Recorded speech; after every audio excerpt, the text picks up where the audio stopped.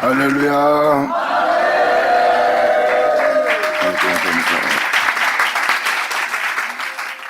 자, 예레미야 어제 이어서 들어가겠는데 여러분들이 먼저 염두에 둘 것 같아 있어서, 왜냐하면 잘못된 것을 잡아내고 잘못된 것을 알려주면 그 말씀에 대해서 여러분들이 불쾌하게 여기고 요르듣는 모습이 있어요. 그런 오해의 소지가 계속 있기에 먼저 6장 10절을 먼저 읽어드릴게요. 그래서 말씀을 통해서 죄악을 하나님이 깨닫게 하고 책망하는 거는 여러분한테 엄청난 유익을 가져오는 거예요. 근데 그것을 요르듣고 불쾌하게 여기고 자신이 주님 앞에서 잘못이 없다 생각했는데 잘못이 드러나니까 기분 나쁜 거예요. 기분 나쁜 자는 큰일 납니다. 그리고 선지자의 말씀에서 죄만 잡아내니까 멸망시킨다, 진멸시킨다, 패망시킨다, 그리고 폐역하다, 강팍하다, 그리고 이것이 너의 죄다. 그러니까 사람이 듣기 힘든 거예요. 근데 그 내용을 자세히 들으면 사도들이 그 내용 그대로 다 돌이켜서 주님의 뒤를 따랐던 모습이 보일 겁니다. 그런 말을 들은 자들은 돌이켰고, 돌이킨 자들은 회개했고, 회개한 자들은 그 은혜를 받아들였고, 받아들인 자는 사도의 길을 갔습니다. 그러니까 사도들은 그런 모습에서 돌이킨 자들이에요. 그런데 이 말씀을 요르든다면 여러분들은 망하는 자가 된 겁니다. 그래서 6장에 있는 10절을 먼저 읽어드릴게요.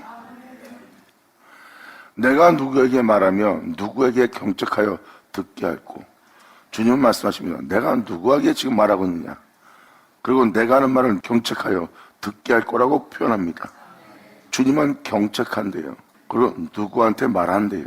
보라, 그 귀가 할례 받지 못하였으므로 듣지 못한도다. 지혜로운 자는 하나님의 책망을 달게 받습니다. 그리고 그들은 끊임없이 하나님 앞에 자신을 낮추고 돌이키고 회개합니다. 그리고 그들은 이 땅에서 끝마칠 때까지 끊임없이 아버지 앞에 고개를 숙여요. 왜? 자신의 죄악을 알았으니까. 누구로 인해요? 주님으로 인해요. 그리고 주님께서 책망을 하던 우리의 영혼 속에 징계를 내리던 그것을 달게 받고 주께로 돌아간 자들이 바로 이 땅에서 주를 믿는 영혼들의 모습입니다. 이러한 지혜로운 자를 주님은 책망하라 그랬어요. 미련한 자는 책망하지 마라. 그 미련함은 벗겨지지 않고 오히려 도리어 너를 물고 치질까 하노라 그랬어요. 그래서 책망도 지혜로운 자의 죄, 미련한 자 때 책망해봐야 원망과 불만밖에 안 나옵니다. 그런 내용에 대해서 10절은 지금 표현하는 거예요. 내가 누구에게 말하면 누구에게 경책하여 듣게 할꼬. 누구에게 경책하여 듣게 할꼬. 그렇게 지혜로운 자가 없다는 겁니다. 그러므로 경책하여 듣게 할꼬. 보라, 그 귀가 할례받지 못하였으므로 듣지 못하노다. 들을 줄 모르는 거예요. 아무리 책망을 해도 그들은 돌이키지 않고 자기 유익만 앞서며 또한 주님을 거절하며 자신의 한심하고 미련한 어리석음을 쫓는 자가 되는 겁니다. 이들이 바로 들을 줄 못하는 미련한 자의 모습이에요. 그러면서 주님이 바로 이어서 말씀하십니다. 보라, 여호와의 말씀을 그들이 자기에게 요구로 여기고 이를 즐겨하는 영혼이 아니래요. 거짓 선자들은 좋은 말씀만 발췌해갖고 사람들 듣기 좋은, 귀 맞추기 좋은 소리만 그들 귀에 달콤하게 들리게 합니다. 하도 달콤한 소리만 선포했기 때문에 주님이 책망하면 그것은 그 사람들이 듣기 싫어합니다. 하나님 말씀으로 책망하면 그들은 몸에서 소리 끼칠 정도로 그것을 거절할 겁니다. 이들은 책망하며 깨닫게 하며 알게 하며 그 죄악의 어둠에 빛을 비춰서 그들을 돌이키고자 하는 내 말을 즐겨하지 않는 자들이래요. 근데 다윗 사도들 보세요. 그들은 기뻐하고 즐거워합니다. 할렐루야.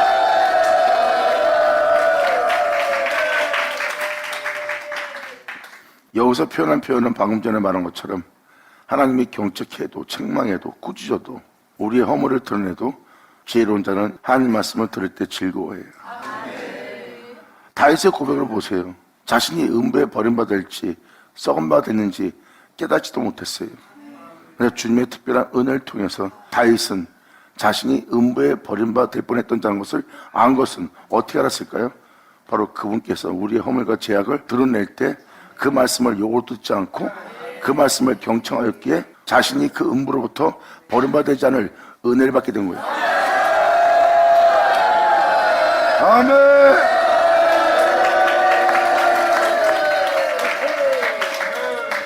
그리고 자신이 살고자 하는 삶이 생명이 아니라 주님 앞에 있는 생명이 진짜 생명인 걸 알아본 자도 바로 다윗이에요. 다윗은 주님께서 음부에 떨어질 자신의 허물과 죄악을 드러낼 때 인정한 자예요. 그래서 그 음부로 버림받지 않게 되도록 하는 주님 만난 거고요. 자기가 썩 없어질 존재라는 것도 주님 말씀을 통해서 알게 된 겁니다. 이것은 하나님의 말씀을 욕으로 듣지 않고 모욕적으로 듣지 않았다는 겁니다. 오히려 주님의 경책을 듣고 그는 기가 할례받은 자가 돼요. 오히려 주로 인하여 기뻐하고 즐거워했던 자리라. 영광, 할렐루야.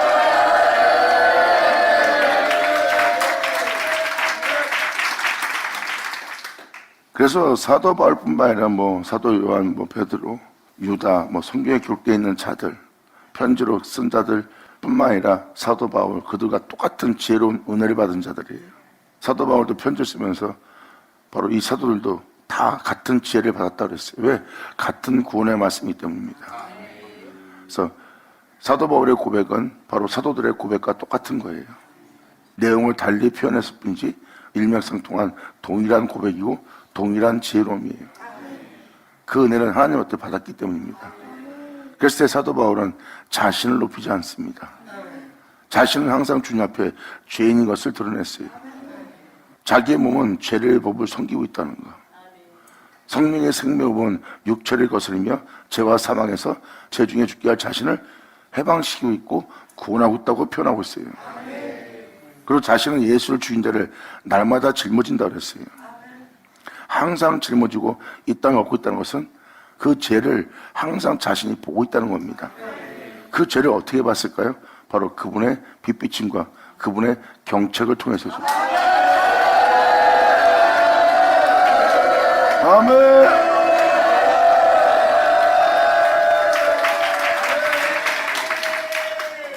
그리고 사도들이 죽을 때까지 하나님의 은혜 속에서 그분의 능력을 따라 사역을 하며 그들의 오만과 교만에 빠지지 않게 된 것은 바로 주 예수로 인하여 그들은 교만해지지 않은 겁니다. 그들을 낮추고 겸손케 하고 온전케 하는 주님을 만났기 때문이죠. 그래서 그들은 이 세상에서 주님을 전하며 그 큰 능력을 갖고도 교만과 오만 속에서 마치지 않았어요. 그들은 끊임없이 거룩한 길을 걸으며 자기 몸에 어떠한 징계와 어떠한 환난과 고난이 온다래도 자신을 버려가며 하나님의 거룩한 말씀을 쫓아 들리지 않고 떠들지 않고 위협치 않고 싸우지 않고 다투지 않고 그들은 삶을 마침으로 자신의 영혼을 성결에 이르게 한 사도들입니다. 어떻게 그들이 그렇게 그러한 많은 선물과 능력을 받고도 겸손한 죽음 속에서 죽음을 맞이했을까요? 이것이 바로 욥기서 38장에 기록되어 있는 내용입니다. 이것을 한번 읽어주면서 말씀 들어갈게요. 욥기서 38장. 이 모양 저 모양으로 여러 친구와 또 다른 사람을 통해서 욥은 여러 모양의 영적 경험을 합니다. 바닥 밑에까지 내려간 욥은 이제 주님 만나는 장면을 맞이해요. 이때가 바로 38장 1절의 내용입니다. 바로 그러한 때를 맞이한 그런 상황에 처한 그때 여호와께서 폭풍 가운데로서 욥에게 말씀하여 가라사대. 성령이 강한 바람으로 임한 것처럼 이렇게 욥한테 임하는 주님 만난 겁니다. 욥에게 말씀하여 가라사대. 무지한 말로 이치를 어둡게 하는 자가 누구냐? 당연한 일을 홀로 행한 그 놀라운 하나님의 길입니다. 진리가 진실이고 진리가 모든 것이에요. 그 무지한 말로 이치를 어둡게 하는 자가 누구냐? 하나님의 거룩한 사람을 영원한 빛을 어둠이 있는 것처럼 어둠으로 가리려고 하는 자가 누구냐 이 말입니다. 하나님 말씀은 빛이고 모든 영혼의 생명입니다. 그런데 하나님 말씀을 불쾌하게 여기고 용어로 둔다면 그들은 바로 그 이치를 어둡게 하는 자가 될 겁니다. 하나님의 선함을 악하게 만드는 거예요. 자신들이 용서 못하면서 용서란 주님을 악하게 보는 거죠. 그리고 아무것도 아닌 자신의 객기 부리며 고집 부리며 높이고자 하나님이 말씀하신 말씀이 잘못된 것처럼, 그분의 가르침이 그랬던 것처럼 사람이 행동합니다. 이들이 바로 그 이치를 어둡게 하는 자예요. 그리고 무지한 말을 뱉는 자들이고요. 욥은 이 주님 만난 거예요. 진실을 말하고 그 진실을 깨닫게 하는 주님 만나는 욥의 과정입니다. 너는 대장부처 허리를 묶고 내가 너에게 묻는 것을 대답할지니라. 내가 땅에 기초를 놓을 때 네가 어디 있었느냐? 네가 깨달아 알았거든 말할지니라. 사람은 유구무원이에요. 여기에 대해서 말 한마디 못합니다. 예수님은 어디로 왔어? 어디로 가는지를 알고 말하는 자입니다. 지금 이 사절은 그 내용을 뜻하는 거예요. 땅에 기초를 놓을 때 네가 어디 있었느냐? 네가 깨달아 알았거든 말할지니라. 그 진리를 아무도 그것을 깨달아 말하는 사람은 없어요. 근데 2000년 전 예수님은 그 진리를 말합니다.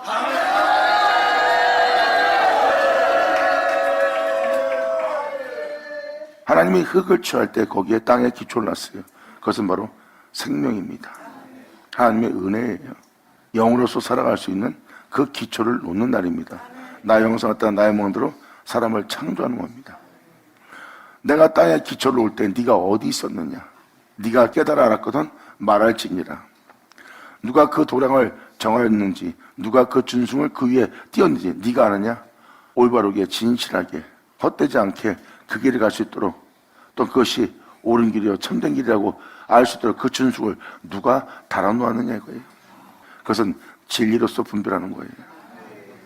그 진리로서 분별하여 너희가 이 땅에서 그 진리 따라 행할 수 있도록 주님은 그 진승을 달아놨고 그 도량을 재놨대요. 그러므로 그 주초는 무엇 위에 세웠냐고 표현합니다. 바로 진리잖아요. 홀로 행하신 영원한 반석.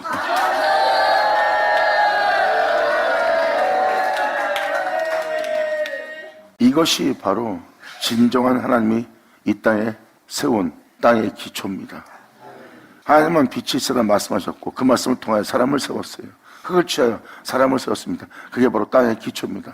사람을 태초이신 주님을 통해서 창조하고 그 반석의 주철박아 그 진리에 따라 살 수 있도록, 그 예수로 살 수 있도록 주님은 땅의 기초를 놓았다고 명확히 표현합니다. 그리고 그 은혜에 따라 행할 수 있도록 그 도량을 쟀으며 거기다 준승을 달아놨다고 정확히 표현합니다. 이것이 바로 진리에 따라 살아가게 할 복음이에요. 진정한 참된 길이 무엇인지 알아볼 수 있는 그 도량과 준승을 재놓은 분이 주님입니다. 그러므로 그 주초를 무엇 위에 세웠느냐? 여기서 정확히 6절은 표현합니다. 예수 그리스도인 것을. 홀로 행하신 빛으로 오신 우리의 반성이신 예수 그리스도예요. 여기서 예수 그리스도가 표현되는 것은 바로 모퉁이의 돌입니다. 모퉁이의 돌은 우리 영혼의 머릿돌 되시는 내주 예수예요. 내주 예수는 우리 집이라는 우리 몸의 이름이에요. 이 집의 주인입니다. 모퉁이의 머릿돌이 이 집의 주인이에요. 그 집을 건축한 자가 그 머릿돌이신 예수고 그 집의 주인이 예수입니다. 그 집에 예수가 있음을 알 수 있고요.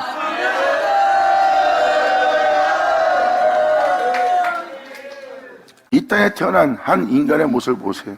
그 사람이 이 세상 사람들과 똑같이 살아간다면 그들을 통해서 그 지식을 얻어 자신을 그 지식 속에, 그들의 철학 속에, 그들의 삶 속에, 그들의 뛰어남 속에 자신을 주철박아 그 사람들은 거기에 자신을 세웁니다. 이것이 바로 모래 위에 집을 짓는 영혼의 모습입니다. 그들은 비와 창수와 바람이 불면 그 집이 무너짐이 심하다는 그곳에 자신들을 세운 거예요.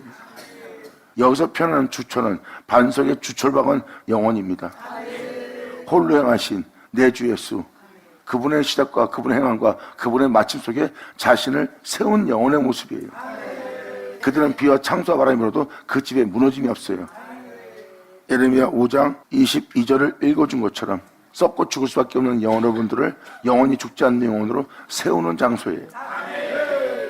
바로 그 반석에 주철 박는 겁니다. 이것이 바로 주님께서 행하시고자 하는 역사예요. 그 모퉁이 돌은 누가 놓았느냐? 그 영혼의 집에. 반석에 주철 박잖아요. 그럼 어떤 생각이냐면 여러분 자신을 세운 자가 예수 그리스도가 됩니다. 그 집의 명패에 예수 그리스도가 주인이라고 써 있어요. 사도들을 보세요.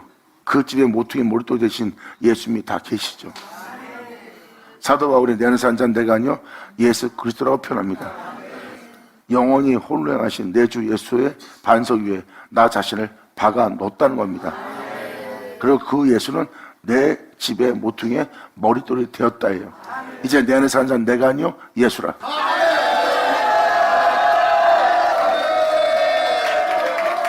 그러므로 태초에 그 말씀을 통해서 사람을 창조하고 그 말씀을 통하여 그 말씀대로 사람을 살게 할 수 있도록 그 땅에 기초를 놓았을 때 누가 거기 있었느냐? 네가 그 땅에 기초를 놓았을 때 거기 있었느냐? 네가 그것을 보았느냐? 사람들은 못 보았다고 할 겁니다. 왜? 사람을 처음 창조하는 모습을 본 사람은 아무도 없어요. 그래서 너희가 거기 있었느냐? 주님께서 이 말씀하는 건 무시하는 겁니까? 아닙니다. 네가 전혀 알 수 없기에 내가 그것을 너한테 지금 알려준다는 거예요.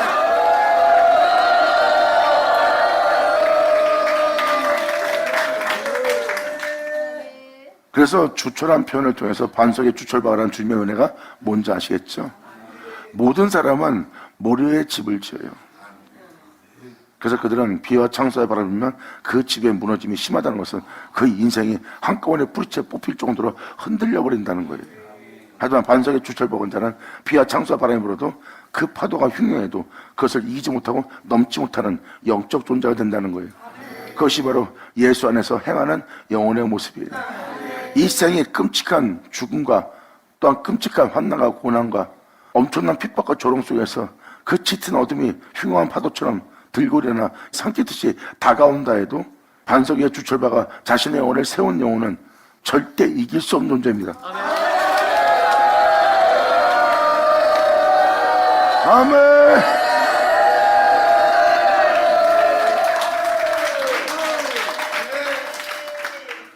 지금 그 표현을 쓰는 게 이 6절입니다.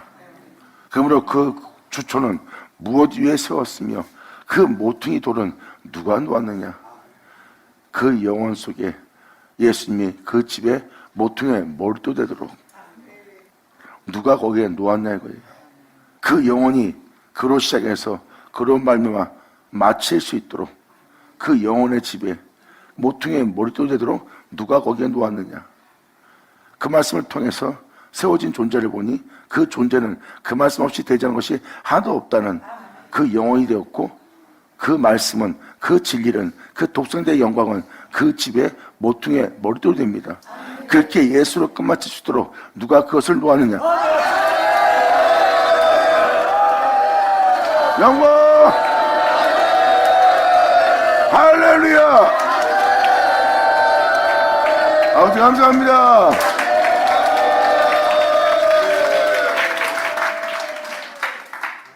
이렇게 모퉁이에 머리돌을 두는 날이 되었기에 그때 새벽별들은 하나님의 빛빛이 받은 어두운 땅에 있는 여러분들에게 빛을 비추는 새벽별이 된 자예요. 이 땅에서 빛 가운데 가는 아버지의 은혜를 받은 영혼의 모습이죠. 그때 새벽별들이 함께 노래하며 하나님의 아들들이 다 기쁘게 소리했느니라. 이때 하나님의 아들들이 출생하는 겁니다. 이 은혜가 바로 하나님의 아들들을 이 땅에 나오게 하는 은혜라는 것을 정확히 표현합니다. 예수님이 모퉁이에 머리돌이 된다는 것은 바로 하나님 아들의 출생을 말하는 거예요. 그 말씀 없이 되지 않은 것은 하나도 없도다. 그 말씀을 통하여 하나님을 아버지라 부르고 그 말씀을 통하여 하나님의 아들이 되어 이 땅을 걸을 수 있도록 그 모퉁이에 머리돌을 둔 자가 누구냐?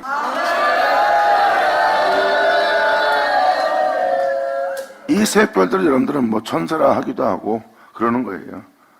성경은 뭐라고 표현하십니까? 해의 영광이 있고 달의 영광이 있고 별들의 영광이 있대요. 그리고 별과 별 사이에 다 영광이 다르대요. 이것이 바로 새별들입니다. 왜? 천사도 하나님에 의해서 창조된 자니까요. 그 말씀에 의해서 창조되었고 그 말씀에 의해서 살아있는 천사가 된 거예요. 그 말씀을 비추는 새별이고요. 그 말씀을 비추는 달의 영광을 지닌 자고 그 말씀의 빛을 비추는 해의 영광이 된 자고 이게 바로 영적 표현입니다. 이때 새별들이 함께 노래합니다. 그 은혜를 받아 그 은혜로 끝마친 그 아들들을 기뻐하면서 이러한 주초를 놓고 모퉁이 머리돌을 누는 것을 보고 새별들이 함께 노래하며 하나님의 아들들이 그 은혜 받은 하나님의 아들들이 다 기쁘게 소리하는 거예요.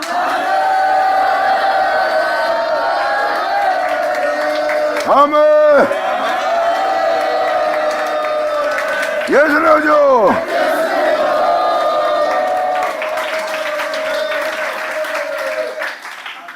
이 7절까지 내용이 아버지께서 행하시는 역사를 보여준 겁니다. 지금 욥한테 표현해주고 있어요. 내가 너한테 이것을 알게 하기까지 표현할 때까지 너는 대장모처럼 허리띠를 두르고 대장모처럼 나랑 대화할 수 있도록 듣는 자가 되라고 지금 설명해 줍니다. 땅에 기초를 올 때 네가 거기 없었으면 너는 지금 내 말을 경청하고 들으라예요. 내가 무엇을 행하고 있는지, 내가 무엇을 놓았는지, 어떻게 마치게 하는지, 사람을 어떻게 창조했으며 사람한테 왜 그런지를 들어야지 알 수 있는 거예요. 왜? 땅에 기초를 올 때 네가 잊지 않았던 자이기 때문에 사람의 진짜 모습이 뭔지를 알려줄 내 말에 너희가 경청할 때라는 거예요. 그때 내가 이런 것을 했다고 표현한 겁니다. 그러므로 7절로 말합니다. 이렇게 내가 모퉁이 돌을 놓을 때, 주초를 놓고 주초에 그들을 세우고 모퉁이 돌을 놓을 때 사육벌들이 함께 노래하며 그때 하나님의 아들들이 다 기쁘게 소리하였느니라. 바닷물의 태에서 나온 같이 넘쳐 흐를 때 바닷물의 태에서 나옵니다. 그게 바로 여러분들을 육체 가운데 살다가 육체 가운데 죽게 할 세상입니다. 그 세상의 물결이 여러분 몸에서 막 흘러 넘쳐요. 여러분들을 교만케 할, 욕심내게 할, 탐욕내게 할, 여러분의 자신의 속에서 여러분 자신이 즐기며 그것을 세상에 배출하며 세상에서 그것을 얻게 하고자 하는 야망, 욕망, 여러분의 원함, 여러분의 기쁨이 여러분들을 죽게 할 모든 바닷물이 여러분 태 속에서 여러분 내면서 쏟아져 나옵니다. 여러분들 제 가운데 살다 제 가운데 죽게 하고 욕심을 내다가 또한 탐욕 가운데 살다 죽게끔, 그리고 이 세상에서 자기를 황폐케 하고 망케 할, 지구에 떨어지게 할 모든 것이 내면 속에서 여러분 속사람 속에서 여러분 태속부터 그게 쏟아져 나오는 세상이에요. 이게 바로 여러분의 바닷물입니다. 이 세상이 여러분 몸에서 쏟아져 나와서 여러분이 살다가 이렇게 죽는 거예요. 이 장면이 바로 여러분 내면서 흘러나오는 바다입니다. 이 바닷물의 태에서 나온 같이 넘쳐 흐를 때 문으로 그것을 막은 자가 누구냐? 예수로. 아멘. 할렐루야.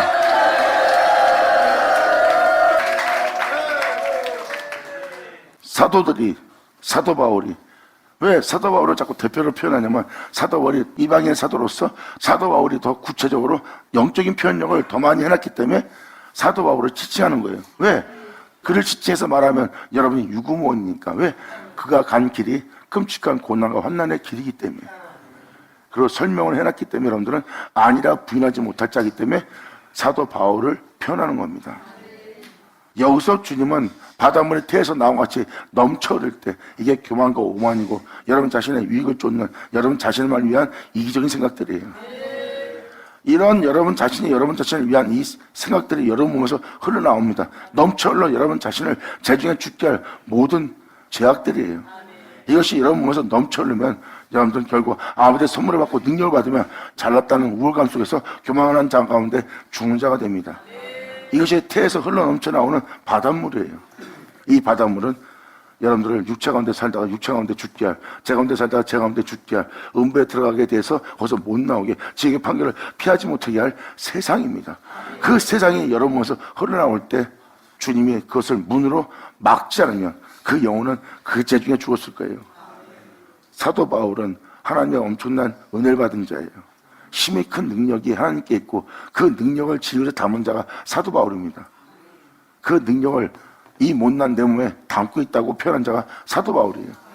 하나님의 선물도 있고 능력도 있고 하나님께서 쓰임받을 사도란 지가까지 받은 자예요. 그러면 사람이 우월감 속에 빠지고 교만과 오만 속에 빠질 수 있고 자신의 유익을 쫓아 자신의 유익을 위해서 큰 소리 치며 이 땅을 걸을 수 있는 영혼의 모습이에요. 그런데 사도 바울은 죽을 때까지 겸손했어요. 왜 그랬을까?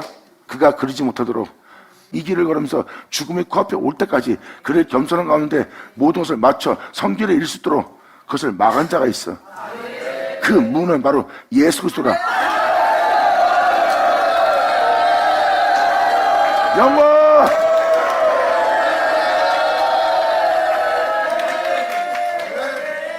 양의 우리로 들어갈 때 다른 쪽으로 넘어가면 절도의 강도래. 오직 입구는 하나래요. 예수는 표현합니다. 양이 우리로 들어갈 때 다른 데로 넘어 들어간 자는 절도의 강도라. 나를 통해서 들어가지 않는다면 다른 데로 넘어 들어간 자다. 네 방법을 통해서, 다른 사람의 방법을 통해서, 네 자신의 유익을 통해서, 네 자신의 소욕을 따라서, 네 오름에 따라서 네가 행한 것은 다른 곳으로 넘어 네가 양의 우리에 들어간 것이다. 나는 양들을 우리에 들어가게 할 양의 문이니.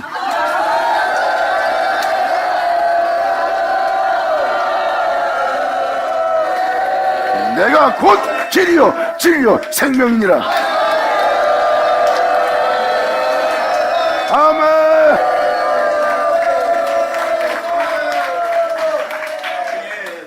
그러므로 바닷물에 태에서 나온 같이 넘쳐들 때 오만해질 수밖에 없고 거만해질 수밖에 없고 자신의 주님께 쓰임받는 우울감 속에서 마칠 수밖에 없어요. 사람은 하나님께 선물 받고 나면, 하나님께 어떤 은혜를 받고 나면 사람은 오만해집니다. 기고만장해져요. 그 기고만장 속에서 죽으면 그 사람은 지옥의 판결을 피하지 못합니다. 그러지 못하도록 문으로 막아 그가 제 가운데 살다가 제 가운데 죽지 않도록, 하나님께 엄청난 선물을 받고도 제 가운데 죽지 않도록 오히려 성길에 있을도록 문으로 그것을 막은 자가 있어요. 예수님은 하나님의 이름으로 일컫는 하나님의 아들이에요. 예수님이 하나님의 이름으로 일컫는다는 것은 여러분 눈에 보이는 끝없는 만물, 수많은 별들이 하늘에 떠 있고 온 우주 만물이 끝이 안 보입니다. 그 지음받은 모든 것을 상속하는 이름을 줬어요. 그 모든 걸 창조했다는, 그리고 그 모든 것의 주인이라는, 그 모든 것을 다스리는 영원한 이름이신 하나님의 이름을 내어줬고, 예수님은 그 이름으로 일컫는 상속자가 된 자예요. 사람이 얼마나 교만해지겠습니까? 그런데 예수님은 그러한 하나님의 아들인데도 그분은 겸손하고 온유하며 성결했습니다. 그리고 그가 하나님의 아들로 인정받은 거예요. 이것이 바로 예수님이 하나님이신 이유입니다. 하나님이 이렇게 어둠이 조금도 없는 거룩하신 분이에요. 이분은 빛이고요. 성경은 이겁니다. 그분이 그 빛 가운데 계신 것처럼 너희도 그 빛 가운데 행하라. 아멘.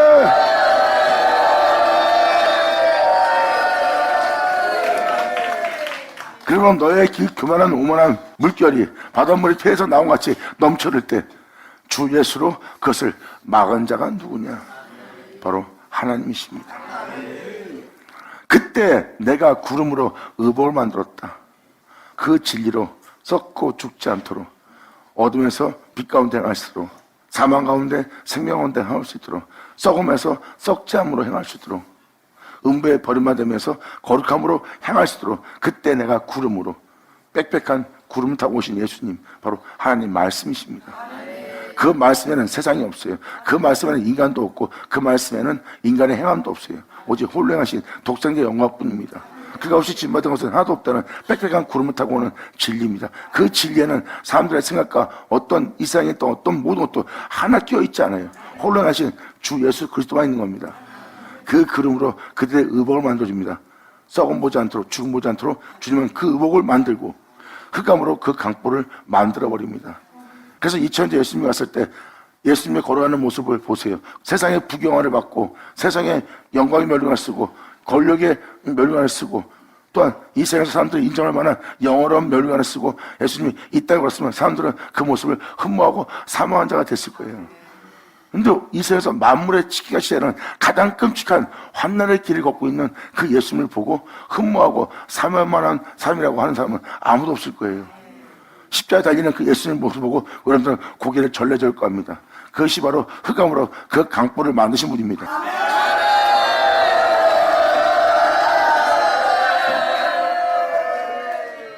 예수님이 십자가에 달리는 그 장면은 사람들이 가장 끔찍하게 여기는 사람 모습에서 겪을 모습이 아니라고 하며 고개를 절레거리며 그 모습 속에서 흠모하고 사모할 만한 모습은 발견할 수 없는 모습이에요. 짙은 어둠으로 흑암으로 둘러싸여 있는 한 어린 양을 봅니다. 그런데 그것이 바로 하나님께서 그 어린 양을 품에 안고 있는 강포입니다.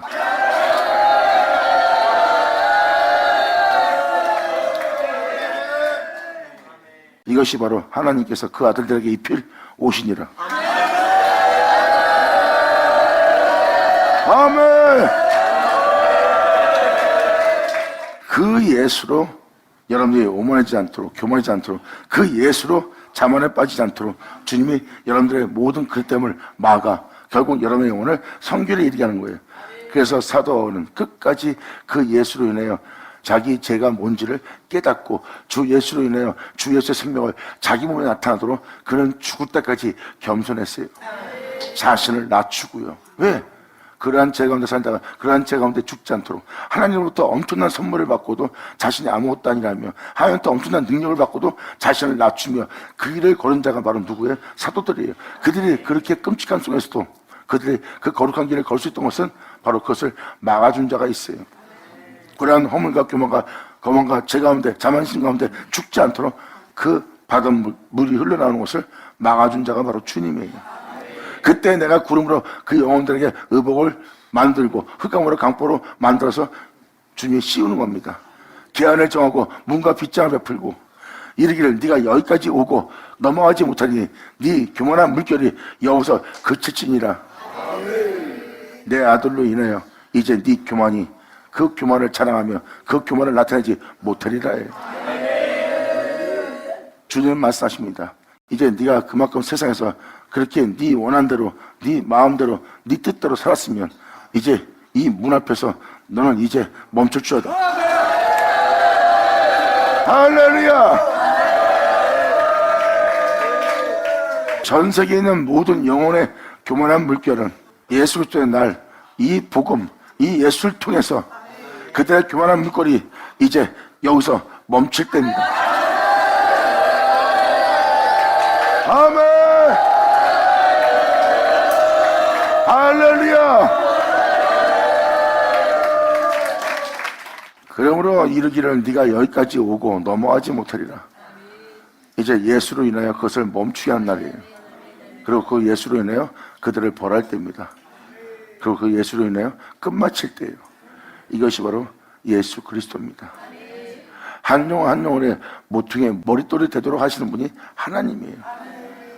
그 집에 모퉁이의 머릿돌을 주시면 놓으려고 그런 거예요. 이제 여러분들은 그 예수 이름을 불러야 되고 아버지는 그 이름을 바로 여러분의 모퉁이의 머릿돌대로 이제 놓는 역사를 행할 겁니다. 그러기 위해선 홀로 하신 기도의 생명이신 그 위에 네 주초를 네 영혼을 박으리라. 감사합니다.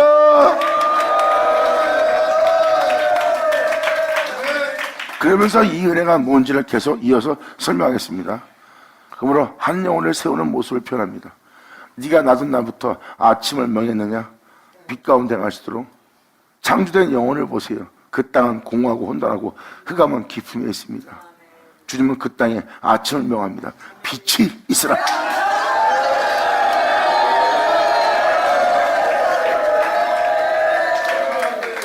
네가 낮은 날부터 아침을 명하느냐 새벽으로 그 처소를 알게 했느냐. 다윗은 고백합니다. 내가 새벽을 깨우리로다. 새벽은 바로 무엇입니까? 이제 세상은 어두워졌고 그 어둠 속에 사람들은 잠듭니다.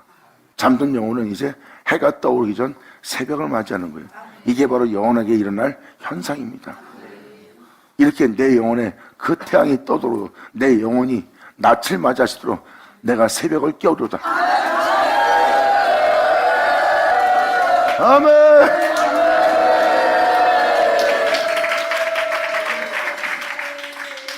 잠들었다는 것은 어둠을 맞이해요. 영혼이 잠을 자고 여러분들은 태양이 뜨기 전에 먼저 일어난 사람들은 부지런한 사람은 일어나잖아요. 그게 새벽이잖아요.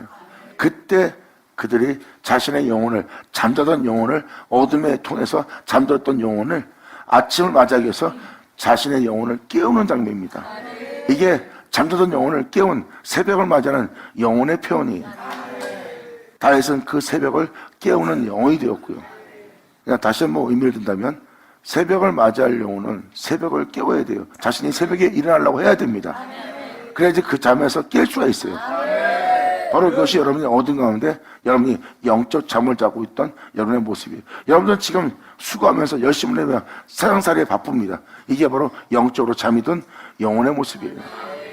그 영혼이 이제 자신의 태양이 뜨도록 자신의 빛이 자신의 영혼에 돋아오르도록 자신의 영혼을 그 잠에서 이 세상 잠에서 깨워 이제 하나님께 향할 수 있도록 그 새벽을 깨우는 영혼이 돼야 돼요.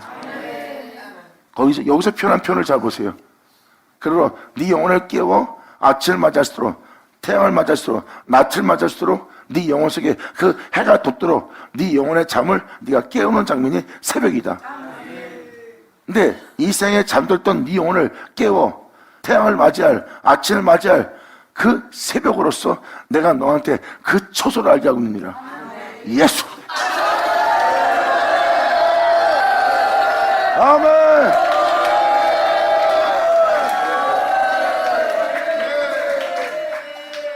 그래서 잠자는 영혼들은 이 생에 잠이 들어서 이 생에 푹 젖어 있는 거예요. 그리고 하나님의 세계에 대해서는, 영원한 세계에 대해서는, 기도실로 승리하신 예수님에 대해서는 잠자고 있는 모습입니다. 이제 그 잠을 깨우는 자가 새벽을 맞이한다고. 그 새벽을 맞이한 영혼, 자신의 영혼을 깨우는 영혼은 그 초소를 알게 돼요. 예수.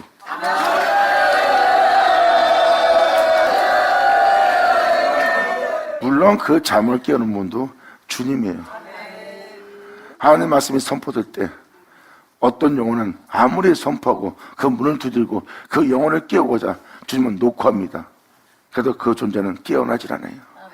아무리 두들겨도 그 집에서 인기척이 없습니다. 근데 그 두들김에 사람이 자신의 잠을 깨웁니다. 이때가 바로 새벽을 깨우는 영혼의 모습이에요. 그때 그 새벽을 통해서 하나님은 그 초소를 알게 합니다. 이제 네가 예수를 마칠 때다. 예수 안에 있을 때다.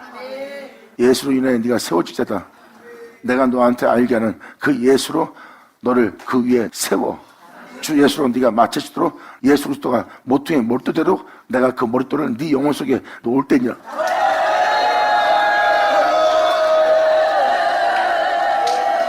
이렇게 그 영혼을 새벽으로 깨워 그 예수를, 그 초소를 알게 하는 여호와. 받으셔다. 아멘.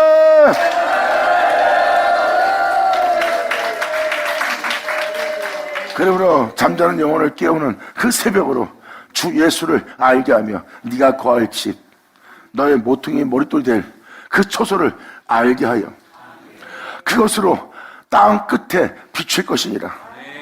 이게 제약으로 만연한 시대를 맞이하고 그 제약의 말세를 맞이한 그때 그 마지막 날 그 땅 끝에 그들을 주 예수로 변환시키고 주 예수로 혼인시키고 주 예수를 말미암아 마치시도록 그것으로 땅 끝을 비칠 것이라. 마지막 날에 이 생명의 빛으로 너희의 영혼에게 비칠 때니라.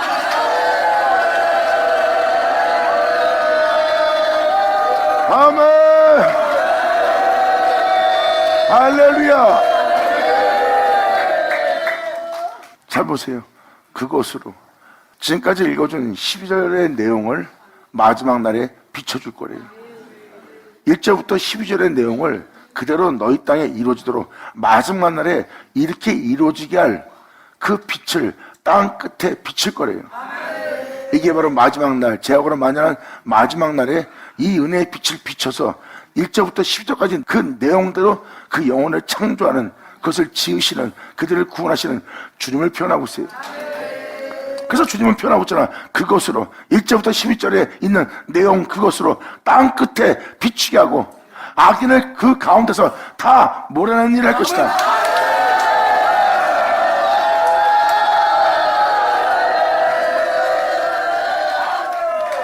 그들 속에 있는 모든 죄악을 종결시키고 그들 속에 있는 모든 죄악을 없이 한 날이다.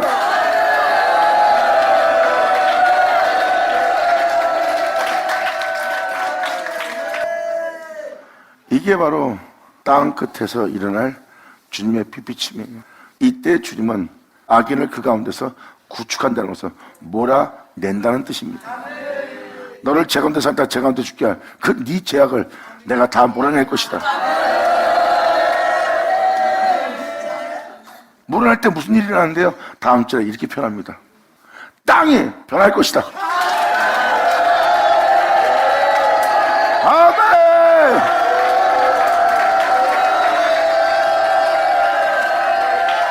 받을쳐다.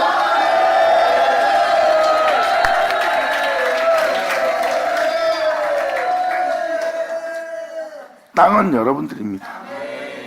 이러한 역사가 마지막 날 땅 끝에서 일어날 거래요. 바로 그리스도 앞에 모인 날입니다. 예수 입에 있는 기운이 그 악인을 구출할 겁니다. 모든 제약을 없이 할 거예요. 그럼 모든 제약을 줄일 겁니다. 그리고 주님은 그 영혼 속에 강림하심으로, 나타나심으로, 오심으로 그 은혜를 끝마친대요.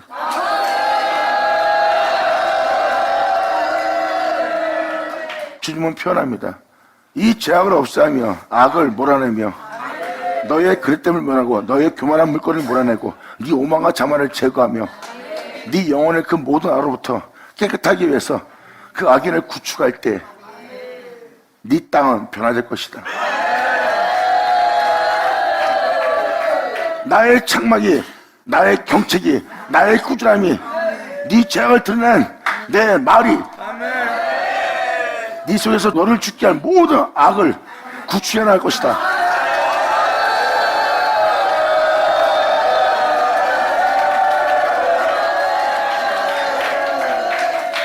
그 모든 죄에서 돌이키게 하고 또한 그 죄 가운데 산다, 죄 가운데 죽게 할 그 악을 다 몰아내며 그 죄를 없이 할 때 땅은 변화되기 시작할 것이다.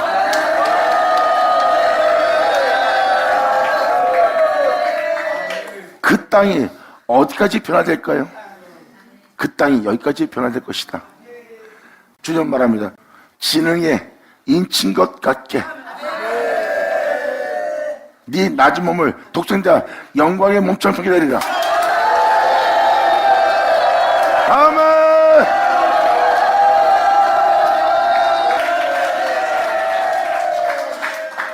이게 바로 예수도 영광의 몸처럼 병케 하는 거예요. 독생자와 같은 형사로 화하는 거예요. 말씀이 사람이 되어 있다는 것처럼 말씀이 사람이 되어 있다고 걸 수 있는 그 진행으로 인친자 같게 할 거래요. 말씀을 통해서 땅이 변화될 것이다. 그리고 너를 누구로 병케하고 누구로 세우려고 하는지 그 처소로 알게 한다는 것은 예수로 알게 하고 예수로 알게 한 너를 이제 주 예수로 같이 이 땅에 올 수 있도록 땅을 변화시키는 악을 구출한 일을 먼저 행할 거래요. 악을 구출하기 위해서는 네 속에 있는 모든 죄악을 어미 꾸짖고 경책하고 책망함으로 그 악을 다 몰아낼 때 책망하는 것보다 나타나는 것은 빛입니다.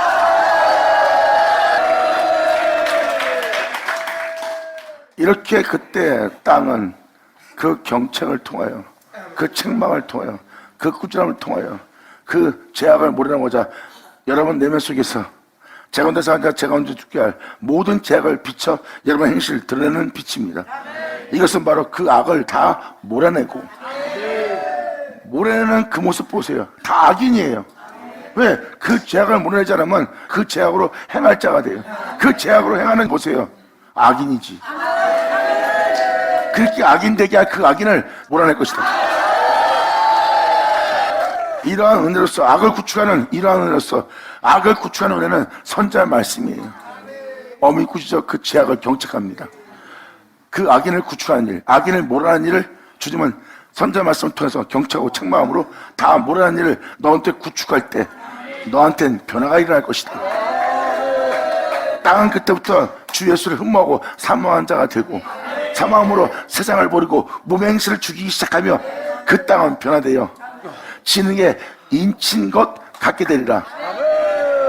그 죄인은 의인되며 그 낮은 몸은 주 예수의 영광의 몸처럼 지능으로 인친 자같이 되리라.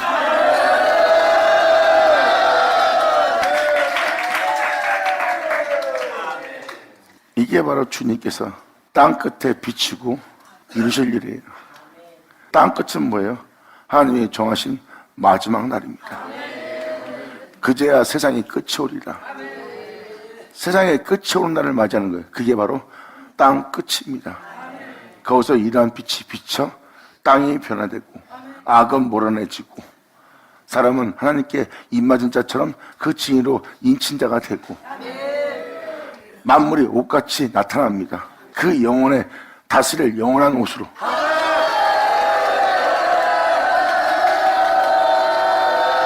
할렐루야!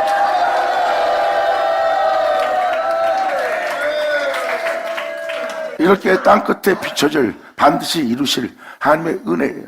그때 사람은 지능의 인친과 같은 존재로 바뀝니다. 사람이 하나님의 이름으로 일컫게 된 게 지능으로 하나님의 이름을 맞은 지능을 얘기하는 거예요. 지능 한 덩어리가 하나님의 이름으로 일컫는 자가 되었어요. 이게 바로 지능으로 인친 주님의 모습이에요. 그 지능으로 인친 것 같게 독장의 영광의 몸처럼 병태한다는 것을 지금 욥기서 38장은 표현합니다. 이러한 일이 땅 끝에서 일어날 것이다. 그 복음이 온 세계에 전파될 때 그제야 세상이 끝이오리라. 감사합니다. 아멘. 예전해야죠.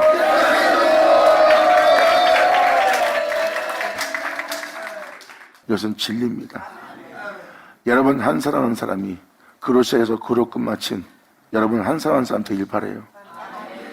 여러분이 주 예수로 시작해서 주 예수로 끝마쳐야 한다면 그 집에 모퉁이 머릿돌이 될 자는 예수뿐이에요. 그렇게 하나님이 예수 그리스도를 여러분 집에 모퉁이 머릿돌로 놓을 때 바짝 하나님께 붙어 자신을 맡기는 여러분 되기를 간절히 바랍니다. 자, 기도하겠습니다. 할렐루야. 아버지 감사합니다. 영광 홀로 받으시옵소서. 이 귀한 시간 허락하시고 역사심을 감사합니다. 진정 우리 모두가 아버지께 온전히 영광 돌리며 감사하며 정말 주님을 믿는 믿음 안에서 우리 모두가 행하고 주님 안에서 행한 우리 모두가 주님을 말미암아 맞춰서 주님이 우리의 영원한 모퉁이의 몰두이 되는 우리 영혼의 주가 되어 주시옵소서. 우리 영혼의 주가 되며 우리 영원한 구주가 되며 영원한 우리 하나님이 되기를 간절히 바라며 영광 돌리며 우리 주 예수의 이름으로 그럼 나이다.